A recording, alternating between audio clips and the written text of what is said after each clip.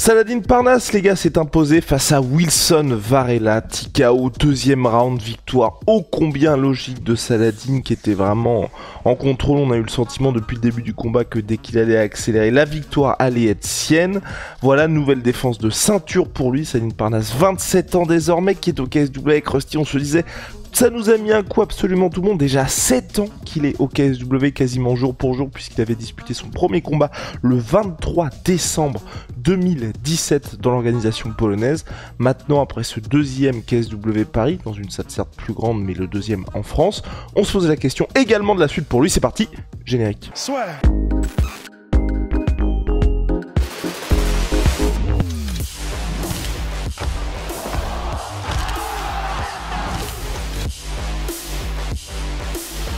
Vashti, la victoire contre Wilson Varela. Est-ce que tu peux nous en parler? Eh ben, c'était magnifique. Hein. C'était magnifique. Tout simplement, c'est vrai qu'il y avait cette impression de quand il accélère, il est irrattrapable, Saladin Parnasse. Il y a eu, mais en plus, c'est vraiment des séquences, tu vois. Mais il y en a eu une au premier round où tu as vraiment l'impression que soit qu'il est à une vitesse et une fréquence où les autres ne peuvent pas le choper, soit juste il est trop fort, mais trop dans le sens il est vraiment une division au-dessus. Tu avais des séquences où une en particulier où il avance, il fait une espèce d'attaque éclair où il fait, je crois que c'est un direct, puis ensuite il se baisse, il met un coup au corps magnifique avec sa droite, et ensuite il se décale, il désaxe sur le côté pendant que Varela répond avec un crochet gauche mais qui passe dans le vide. Enfin, vraiment, c'est des séquences visuellement qui marquent parce que tu te dis, ah oui, il touche comme il veut, il s'en va comme il veut, et ben voilà, les adversaires juste peuvent constater les dégâts, mais c'est à peu près tout ce qu'ils peuvent faire. Et au deuxième round, il y a eu, donc c'était, je crois que ça part d'un knockdown sur un direct du gauche, du bras arrière, et ensuite ça finit en ground and pound avec un contrôle de Saladin Parnasse sur Wilson Varela. Et j'ai pas pu m'empêcher de penser à Chandler parce que tu sens que alors que il a donc là la possibilité de terminer Wilson Varela au sol, bah Saladin Parnasse lui il fait attention, tu vois, il pense ok, faut pas l'arrière de la tête, donc tu sais il y a peut-être un coup qui passe mais il est en mode bon ok merde, donc il réfléchit, il le met d'une autre manière pour que ça touche l'oreille. Donc voilà, j'en profite juste pour placer que Michael Chandler est un tricheur. Et puis pardon, vas-y. Mais voilà, j'allais juste finir là-dessus. C'est vrai qu'on peut regretter le fait que c'est comme d'habitude. Wilson Varela, il était impressionnant physiquement. J'avais vraiment l'impression plus massif que Saladin Parnasse. Mais c'est vrai qu'on l'a pas vu. Dans le sens où il a mis la pression, il a essayé d'avancer et de cadrer Saladin Parnasse, qui bougeait beaucoup pour y échapper justement. Mais on n'a pas vraiment eu un Wilson qui a pu s'exprimer à aucun moment. Et bah voilà, c'est sûr que de toute façon le mouvement et la maestria de Saladin Parnasse y est pour beaucoup. Il a fait allusion Wilson Varela en story à un truc qui lui est arrivé la veille. Je sais pas, on sait pas encore ce que c'est. Il s'exprimera probablement là-dessus. Il a dit merci pour la force et le soutien. Désolé de vous avoir déçu, c'était pas mon jour. J'ai eu beaucoup de difficultés la veille du combat. C'est pour ça que je n'ai pas réussi à sortir un seul coup, mais je reviendrai plus fort. Virgule pour moi, pour nous. Point d'exclamation. Ouais, donc bah après, c'est l'avantage, c'est que bah on sait que Wilson Varela en termes de mental, en termes de, enfin le mec il abandonne jamais, donc de toute façon il reviendra, ça y a pas de problème. Mais en tout cas, c'est vrai que pour Saladin, c'est bah forcément en fait maintenant, qui que ce soit qu'on mette contre Saladin Parnasse, de toute façon, ce qui est attendu, c'est une démonstration de Saladin Parnasse et c'est ce qui a encore eu lieu effectivement.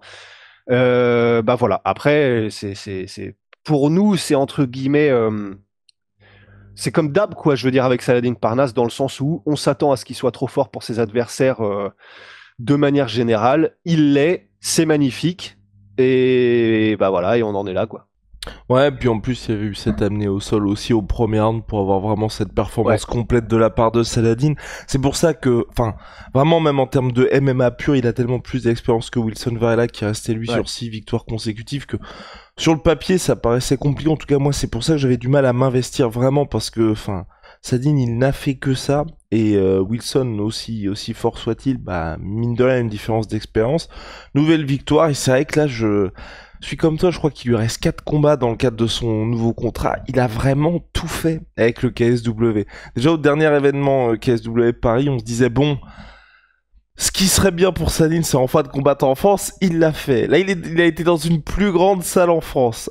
Qu'est-ce que vous voulez faire à la rigueur, tu vois, mais c'est faire un peu comme ce qu'ils ont fait contre Bartoszynski, donc celui qui avait battu Saladin quand Saladin avait tenté de monter chez les qui étaient featherweight de base. Ils montent chez les lightweight. Ensuite, ils se sont dit bon, qu'est-ce qu'on peut faire encore? Ils montent chez les welterweight. Malheureusement, c'est pas passé de peu, mais ce n'est pas passé. Ils avaient fait un combat un fun fight le KSW lors du KSW 100 contre Mamed Khalidov. Bah franchement, tu vois. Quitte à faire un truc un peu fun qui soit pas pour une ceinture et tu fais ça en France, contre l'autre vainqueur du soir, le bout Saladin Parnasse en welterweight. À la rigueur. Bah, de toute façon, en fait, là, je veux dire, tu résumes le truc en disant, bah, comme il n'y a pas forcément d'autres challengers qu'on connaît ou qui sont ou comment dire qui déplaceront les foules ou qui exciteront trop les foules, bah effectivement, je suis d'accord avec toi, c'est s'ils reviennent en France, autant faire un truc contre un autre Français et autant faire un truc où il y a une inconnue. Et bah j'avoue franchement, parce que donc Michael Lebou a gagné son combat. La carte était vraiment magnifique pour le coup là du KSW. Ils avaient vraiment géré avec beaucoup de combattants français et des belles oppositions, et dont la belle opposition d'ailleurs qui était Michael Lebou contre Romain Debienne. Et comme Michael Lebou en est sorti vainqueur, ben c'est vrai que tant qu'à faire, ça fait une inconnue. Ça fait un combat, je trouve, aussi, maintenant que tu le prononces, j'y avais jamais pensé, mais je trouve ça intéressant aussi, pourquoi pas. Et ce sera toujours plus, on pourra toujours plus, nous, Français, s'y investir émotionnellement que si c'est n'importe quel Polonais qu'on connaîtra pas trop des rankings du KSW. Donc en soi, je suis d'accord, franchement, je signe. Non, parce que là, t'avais aussi pas du trash talking, mais un peu de pression avec comment il s'appelle, Robert Ruchala, qui est champion featherweight du KSW, qui lui, a récupéré la ceinture depuis ceinture intérimaire, je crois, c'est ça. Ceinture intérimaire depuis que Saladin est monté, il avait déjà perdu contre Saladin et j'ai l'impression que le KSW a envie d'aller vers ça, mais pareil, enfin, c'est un Polonais, aussi fort soit-il, on ne le connaît pas, le grand public ne le connaît pas, et c'est vrai que pour Salah, enfin moi je sais que c'est ça qui aujourd'hui m'agace un petit peu. J'ai envie d'avoir ces combats où on connaît les gens, et contre Wilson Varela, même si on n'avait pas, enfin rationnellement, on pouvait pas se dire Wilson allait gagner. On avait quand même ce truc de ces deux gars que les Français connaissent, ces deux gars que nous on connaît, qu'on a vu combattre un certain temps. Je veux dire, Wilson Varela, on l'avait vu combattre à l'Arena Fight, je crois, quand il faisait du pied-point. Et donc forcément, ça intéressait plus. Là, le problème, c'est que ce sera un énième gars, et on se souvient que c'était la même chose contre Bartoszynski, où le gars est certes très fort, mais vous le découvrez lors du combat contre Saladin. Et forcément, en termes d'investissement, en termes de waouh, Saladin tente l'exploit, je pense que ça résonne moins qu'un mec un peu connu comme Michael Lebou. Et puis surtout, je pense que pour les Français, on est dans une situation aujourd'hui où peut-être que pour Saladin, le fait de défendre une ceinture du KSW, ça veut dire beaucoup moins de choses que d'affronter un gars qui soit connu. Et puis en plus, comme tu l'as dit, il a déjà battu quoi, Robert Ruchala. Puis non, enfin, c'est pour ça, c'est. Mais il a tout fait, il a tout mais oui, fait. il est fort, hein, il est fort, Robert, mais là, il l'a battu, il l'a éclaté quoi. Donc c'était quoi au premier round Non, Ah non, quatrième. quatrième round. Pardon. Quatrième. Mais bon, Quatrième il s'est quand même fait terminer. Voilà, il s'est fait terminer, et donc c'est ça, voilà, c'est ça le problème, c'est que maintenant, effectivement, c'est chercher des oppositions. Comme il a tout gagné sportivement au KSW, à part la ceinture welterweight, mais parce que alors là, c'était vraiment un sacré challenge. Comme il a tout gagné, maintenant, c'est vrai que ce qui est intéressant, c'est plutôt soit des oppositions fun, comme tu viens de le dire, soit des trucs contre d'autres Français, parce qu'on a vu que pour le coup, c'est vrai que là, il y a eu beaucoup plus d'engouement que si ça avait contre Wilson, que si ça avait été contre n'importe quel contender polonais ou un gars qu'on connaît pas trop. Donc ça, c'est la preuve que effectivement, et c'était cool. Pour le coup, ça faut le souligner aussi. On le dit à chaque fois de toute façon qu'on a l'occasion, mais ils sont vraiment en termes de production, en termes de, ils sont vraiment très forts le KSW1. Les entrées des combattants, moi j'adore ça. L'UFC, je ne sais pas pourquoi, c'est peut-être encore ce truc de bras de fer pour vraiment les maintenir à leur place et dire que c'est l'UFC la star du show, mais sur les entrées, pour moi, ils devraient tellement s'inspirer de ce que fait le KSW avec le grand écran derrière, même ta pré-entrée avant que l'événement débute, où t'as les combattants qui font déjà leur présentation, ça pour moi c'est parfait aussi parce que les gens arrivent, connaissent pas forcément les gars ou les oppositions, t'as un petit reminder de oh putain c'est lui contre lui machin, ensuite ils entrent, et ça fait beaucoup moins, enfin pas cheap, mais c'est vrai que le Bellator avait essayé de faire un peu pareil, c'était pas le même effet. Là t'as vraiment un rendu de oh ok c'est parti, on a le combat qui va se dérouler. Ouais, vraiment. Là, c'est Ça m'a vraiment fait des flashbacks du Pride, quoi, que j'ai pas connu en direct, hein, mais dont je me suis gavé de vidéos. Mais ça m'a vraiment fait des flashbacks du Pride avec dans la, ça se dit la grandiloquence, c'est pas péjoratif? Non, non, non, non. Ouais, la grandeur, quoi. Enfin, le côté vraiment importance, massif, le côté t'es vraiment dans un show exceptionnel son et lumière. Et ça, c'est vrai que ça faisait du bien. Et vraiment, c'est maîtrisé de main de maître par le KSW. Enfin, quand vous faites des shows à je sais plus combien, 60 000 personnes en Pologne, dans des stades où tout est vraiment parfaitement nickel, etc. Bon, bah, vous maîtrisez votre sujet, c'est clair. Et ça faisait vraiment du bien. Ça faisait vraiment du bien. La qualité du show à laquelle on avait le droit. Donc voilà, franchement, big up et bravo au KSW comme d'habitude. En plus, il y avait du beau monde, hein. Je sais plus, j'ai vu passer Inoxtag, je crois. Il y avait des footballeurs. Enfin, c'était vraiment cool. Donc vraiment, voilà, KSW magnifique. On parlait de quoi déjà avant ça? Max Saladin, il avait déjà roulé sur tout le monde. Ouais, bah voilà, ouais. Donc voilà, c'est pas du tout. On en avait parlé là dernièrement, même avec Manu dans Ground Pound. Hein, c'est. Faut d'autres gars, quoi. Faut d'autres gars, Ouais. faut d'autres gars pour Saladin. Et encore plus maintenant qu'il a 27 ans. Je comprends l'importance de gagner de l'argent.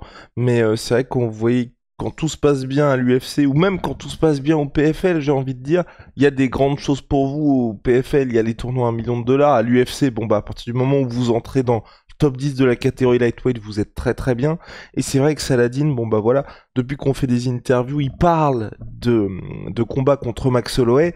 Il a 27 piges, je pense qu'il aurait déjà pu les avoir ces combats-là, ça s'était bien passé pour lui. Il est dans le top 20, top 30 mondial aujourd'hui en étant au KSW. Il peut les faire ces gros combats et chaque fois qu'on le voit, bah typiquement encore hier soir, tu te dis putain, qu'est-ce que ça donnerait contre un mec du top 10, Saladin Parnasse. Et je pense qu'il pourrait les avoir direct et que même dans une situation où et bien évidemment, je ne suis pas à sa place, je ne suis pas à la place de Hatch, son manager, ni à la place de toute sa team, de sa famille et tout. Et si j'étais à leur place, peut-être que je prendrais la même décision.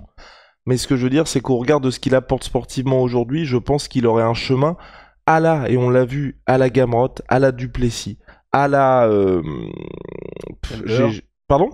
Chandler. Alors pourquoi pas Chandler, mais en tout cas pas forcément la Chandler dans le sens où direct t'as une superstar et t'es en demi-finale, mais par contre là où je pense que Sadine serait respecté, peut-être pas financièrement, mais en tout cas financièrement comme eux l'estiment, mais je pense que premier combat il lui mettrait un client en fait, et du coup en cas de victoire ça te facilite le chemin vers le combat pour le titre, parce qu'aujourd'hui vraiment il a tout fait, et c'est vrai que on est dans une situation où même s'il avait signé au PFL, parce que ils étaient en finale les deux, je pense qu'il aurait pris de l'oseille, il y aurait eu les tournois, mais à un moment donné, il aurait été limité. Et aujourd'hui, c'est vrai que quand tu te dis 27 ans, mine de rien, il commence à avoir un petit peu de kilométrage, hein. Saladin, il commence à avoir des combats, il commence à avoir quelques guerres, certes. Bah, faudrait pas qu'il arrive à l'UFC en ayant passé son prime. Là, il y a toujours ce côté, il pourrait pourquoi pas faire de la boxe anglaise, mais pareil, boxe anglaise, je ne pense pas qu'il fera des gros chocs pour les titres mondiaux. Tu vois, ce sera surtout lui pour son plaisir personnel. Il va pas affronter Canelo Alvarez, par exemple. Donc, ouais, je veux juste le voir face au meilleur du monde, quoi, les gars. Voilà. Bah ouais, comme quasiment nous tous, je pense, hein. Et je sais que là, il y a pas le gens qui sont en mode putain, vous cassez les couilles, avoir toujours le même disque machin, le disque rayé, vous dites toujours la même chose. Ben oui, c'est vrai que c'est vrai, hein, factuellement, qu'on dit toujours la même chose. C'est-à-dire que là, on fait un podcast sur le résumé du combat et on finit par redire la même chose que d'habitude, mais c'est parce que la situation ne change pas, quoi. Et comme la situation ne change pas, c'est vrai qu'on est obligé à chaque fois de le dire, puisque bah, c'est un update, mais d'une situation qui ne change pas. Donc effectivement, il a entre guillemets toujours que 27 ans, donc physiquement, même s'il a du kilométrage de combattant, il arrive dans son prime physique. D'ailleurs, il était sacrément rempli et impressionnant physiquement là en lightweight. Mais, euh, mais effectivement, ben, peut-être l'année 4 combats, peut-être l'année prochaine ou dans 2 ans, effectivement. Ouais. Non, mais de toute que- façon, c'est un truc aussi, c'est parce qu'il est si fort, je veux dire. Ouais. Là, si ce soir il avait perdu contre Varela, si le combat avait été un peu chaud, tu dis bon bah c'est bien, tu restes ici. Enfin, vous voyez le discours qu'on a quand on parle des Cédric Doumbé ou même des Baki aujourd'hui, on n'est pas encore en train de se dire putain Baki Kamaru Usman ou Doumbé Kamaru Usman, parce qu'aujourd'hui ils sont jeunes dans leur carrière et donc je n'estime pas qu'ils soient prêts pour ces joutes-là. Saladin aujourd'hui, on est dans une vraie situation où il lui ramène un ancien challenger c'était Mircea, bah il lui roule dessus. Enfin, t'es obligé aujourd'hui pour le KSW de le mettre dans des situations typiquement contre Bartoszynski où c'est pas du suicide mais sportivement tu vois c'est un peu compliqué de se dire bon bah on va faire ce truc là, t'es obligé de faire des trucs qui n'ont pas forcément beaucoup de sens pour que le mec ait du challenge et ça c'est quand même un problème. Donc à mon sens soit tu fais des copromotions avec d'autres champions, il faut que ce soit quand même des champions qu'envoie, soit là t'es dans une situation où, malheureusement bah tu perds un peu de temps, il y a toujours quand même ce facteur risque parce que bah Daniel Torres quand Saladin il a pris son KO malheureusement c'est un accident qui arrive et quand il y a eu la revanche, bah, il lui a roulé dessus tout simplement. Et c'est ça qui est un peu emmerdant, c'est que chaque combat que tu prends, encore plus en MMA où il y a tellement d'armes potentielles, tu peux quand même perdre. Et c'est vrai que bah, perdre contre un gars que personne ne connaît ou en tout cas qui ne va jamais péter hyper haut, hein, parce que Daniel Torres aujourd'hui, on n'en parle plus beaucoup, c'est un peu chiant pour le legacy de Saladin Parnasse, je trouve. Bah ouais. Ouais. Donc voilà, bah, on va voir ce que le KSW nous réserve pour la suite. Hein. En tout cas, c'est le seul truc qui me fait un peu plaisir là-dedans, c'est comment on a Saladin Parnasse qui combat en France. Et je pense qu'il continuera à combattre en France parce que, en termes de signature, ils sont vraiment agressifs le KSW. Et là, ça faisait plaisir qu'il y ait autant de Français sur la carte. Pourquoi pas, je pense qu'ils s'affronteront pas, mais d'ici quelques années, c'est vrai que tu pourrais peut-être, je sais pas, avoir un Ramzan contre Saladin aussi, tu vois, si tu veux, qui est, tu sais, fin 2025. Entre-temps, Ramzan, il continue de monter dans les rankings, pourquoi pas, mais enfin, en tout cas, des combats où on est un petit peu engagé, émotionnellement. Merci beaucoup, monsieur. Voilà. Ouais. Est-ce qu'on a terminé ou t'avais un autre combat qui t'avait un peu... Bah non, on peut simplement faire un tout petit résumé de la carte vite fait. Et parce que comme tu parles de Ramzan, effectivement, bah donc parce que Ramzan était sur la carte hier soir et qu'il a gagné, par contre on vient de prendre nos premiers rounds dans 3 minutes. Donc Ramzan gagnant, Aliou Naï qui a gagné aussi par décision unanime, Nassim Belwachi qui a gagné par ground and pound au premier round, Amaury Wako qui a gagné à surveiller, qui a gagné par TKO au deuxième round, Zakaria Amou qui a gagné par KO. Ground and pound aussi, nom de Dieu. Ouais, lui a surveillé vraiment. Lui a surveillé vraiment, ce petite pépite. Ok, bah de toute façon c'est ça. Mais tu vois, ils font les choses bien parce que donc que ce soit Amaury Waka ou Zakaria Amou, c'est donc des gars qui commencent leur carrière professionnelle. Là, ils sont tous les deux gagnés. Leur victoire les fait monter à 3-0 dans leur carrière. Mais effectivement, c'est en début de carte parce que ce sont des débuts de carrière aussi, mais vraiment pépite à surveiller. Enfin, vraiment, ils font les choses bien. Le KSW, c'est vraiment stylé. Et tu avais aussi Alex Lauré qui s'est incliné. Du coup, il y avait le combat, le fameux entre Michael Lebou et Romain Debienne, gagné par Michael Lebou. Light Zerouni qui a gagné par KO au premier round. Purée, mais en fait, t'as vraiment l'impression que le KSW, je ne sais pas à quoi c'est dû, mais que ils sont ultra spectaculaires dans leur mise en scène, dans la manière dont ils présentent, dans leur emballage, etc. Et t'as vraiment l'impression que les combattants sont aussi divertissants à chaque fois et à la hauteur de à quel point le KSW est une organisation divertissante. Je sais pas comment c'est possible qu'il y ait une relation de cause à effet, mais c'est vraiment stylé. Et donc, Light Zerouni, voilà, qui envoie. Waouh, en plus, en face, c'était Alain Van de Merkt, ok. Donc, ah ouais, chaud. non, il était outsider en plus. Ah ouais, vraiment, waouh, magnifique Light Zerouni. Et David Gallon qui s'incline contre Marcin Held, mais Marcin Held, pour le coup, vrai gros vétéran. Et puis ensuite, du coup, voilà, Saladin Parnasse, Wilson Varela. Donc, vous le voyez, franchement, énorme carte pour les Français. Et voilà, quand le KSW vient en France, c'est pas juste on met un main event français et puis le reste, on envoie avec un peu ce qu'on a sous le coude. Vraiment, ils ont fait les choses très très bien pour nous. Très très bien. Ouais, non, ça fait chier que ce soit pour David Gallon ou Romain Debienne, c'est un peu relou parce que... Enfin, quand je dis un peu relou, c'est pas que par rapport à Romain Debienne, je préfère Michael Lebou, c'est que Michael, on sait qu'aujourd'hui, il est pas en semi-retraite, mais dans une situation où un coup il combat pas, ça dépend des opportunités, des combats qui se présentent à lui. Il est pas dans une logique d'être hyper actif et de monter comme ça.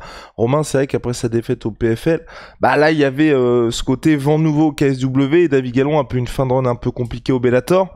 Ça aurait été intéressant aussi de bien commencer au KSW et pourquoi pas, moi en tout cas, je me permettais de me dire combat pour le titre d'ici quelques mois pour les deux, ça aurait été possible. Et c'est vrai que là, ça met un petit stop à tout ça. Va falloir ensuite se reconstruire Enco, mais c'est un peu dommage parce que je pense que ça aurait pu être intéressant. Ça veut pas dire que ça va pas se faire, mais on prend un petit peu du retard en termes de mois. En tout cas, j'espère qu'ils reviendront fort. Ouais. Rusty, on a terminé? Ben voilà. I think so. Et voilà, My Sweet Pea, moins 30% minimum sur tout MyProtein, les gars, avec le code La Sueur. C'est minimum de chez minimum. Et puis, holy moly, je suis en train de... Oh. C'est là-bas. Regardez, il y a toute une collection. Holy moly, révolution dans les boissons énergisantes, thé glacé, boissons de réhydratation, code La Sueur 5 pour votre première commande. Moins 5 € si vous avez déjà commandé chez eux. Code La Sueur 10, moins 10%. On se retrouve très vite. Bye.